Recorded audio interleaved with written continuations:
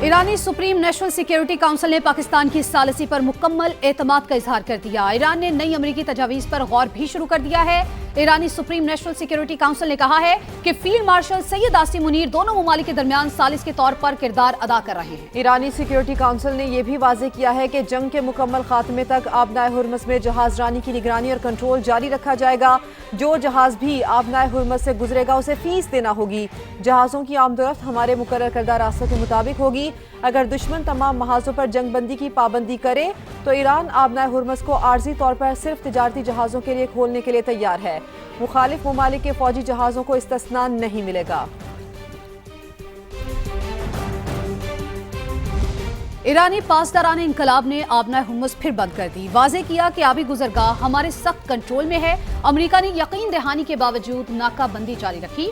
جب تک آزادانہ آمد و رفت یقینی نہیں بنائی جاتی آبنائے ہرمز نہیں کھلے گی۔ ترجمان ایرانی وزارت خارجہ اسماعیل بقائی نے یہ بھی واضح کر دیا کہ ناکہ بندی جاری رہی تو وہ جنگ بندی کی خلاف ورزی تصور ہوگی۔ ایران آبنائے ہرمز کے حوالے سے ضروری اقدامات کرے گا۔ ایرانی پارلیمنٹ کے نیشنل سیکیورٹی کونسل کے سربراہ ابراہیم عزیزی نے کہا کہ ہم نے خبردار کیا تھا لیکن امریکہ نے توجہ نہیں دی۔ اب آبنائے ہرمز کی سابقہ صورتحال میں واپسی کا مزہ چکھیں۔ ایرانی سپریم لیڈر مجتبیٰ خامنائی کی بھی وارننگ، کہا ہماری نیوی دشمن کو بدترین شکست دینے کے لیے تیار ہے۔ پہلوی خاندان کی باقیات اور امریکی سازش ناکام بنا کر ایرانی فوج نے تاریخ رقم کر دی۔ ایرانی نائب صدر محمد رضا عارف کا کہنا ہے کہ آبنائے ہرمز کے انتظام کی ذمہ داری ہمارے پاس ہے۔ یا تو مذاکرات میں ہمیں ہمارے حقوق ملیں گے یا پھر ہم جنگ کریں گے۔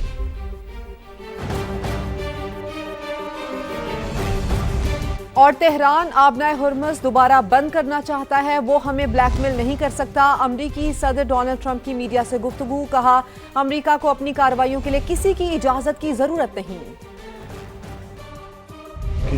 They wanted to close up the strait again, as they've been doing for years, and they can't blackmail us. It's going actually along very well. And we'll see, but we'll have some information by the end of the day. We're talking to them, and we're taking a tough stand. They have no Navy, they have no Air Force, they have no leaders, they have no nothing. Actually, their leaders it is regime change. You call that enforced regime change. So we have a much different view on it than other presidents. They've gotten away with murder for 47 years. They're not getting away with it anymore. آبنائے Hormuz سے متعلق امریکی صدر Trump کے بیانات بے معنی ہیں۔ ایرانی پاسداران انقلاب کا نیا بیان سامنے آ گیا، کہا آبنائے ہرمز امریکی جنگ بندی کی خلاف ورزی کے باعث بند رہے گی۔ ناکہ بندی ختم ہونے تک آبی گزرگاہ کو نہیں کھولا جائے گا۔ خلیج فارس اور بحیرہ عمان میں کوئی بھی جہاز اپنی جگہ سے حرکت نہ کرے۔ آبنائے ہرمز کے قریب جانے والے جہاز کو دشمن کے ساتھ تعاون سمجھا جائے گا۔ اگر غیر ملکی جہازوں نے کوئی حرکت کی تو نشانہ بنائیں گے۔ تمام جہاز پاسداران بحریہ کی سرکاری معلومات پر عمل کریں۔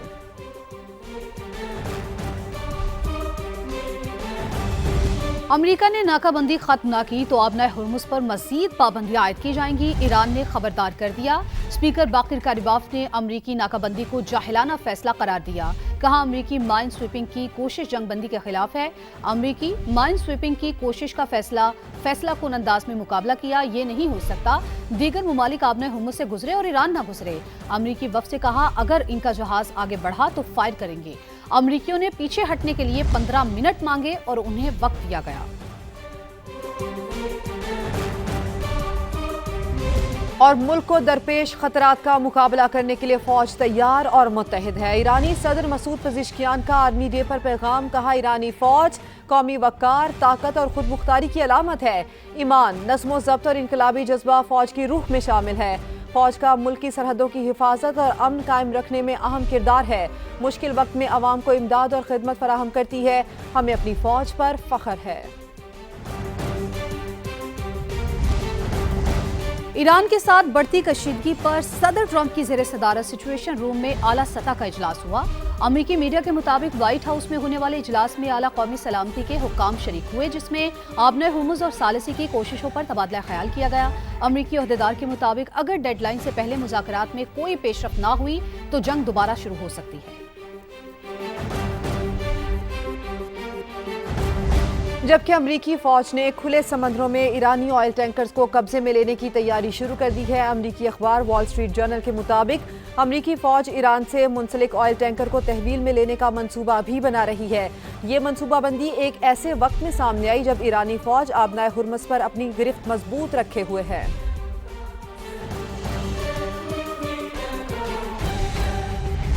نام نہاد صومالی لینڈ میں سفارتی نمائندے کی تقرری کے اسرائیلی اعلان پر پاکستان سمیت 12 اسلامی ممالک کا سخت رد عمل۔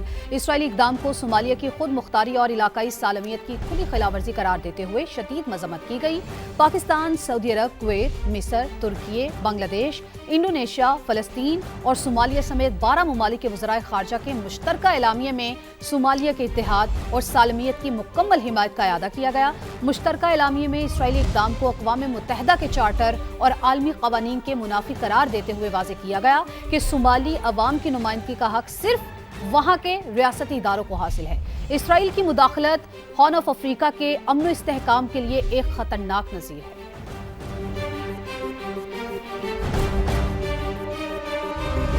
آگے بڑھتے ہیں۔ لاہور کے تھانہ ڈیفنس اے میں پولیس کا بہن کے سامنے بھائی پر مبینہ تشدد، ویڈیو منظر عام پر آنے کے بعد ڈی آئی جی آپریشنز نے تھانے کا عملہ معطل کر دیا جبکہ ایس ڈی پی او کو شو کاز نوٹس جاری کر دیا۔ واقعے کی انکوائری بھی شروع کر دی گئی ہے، رپورٹ کریں گے فہد بھٹی۔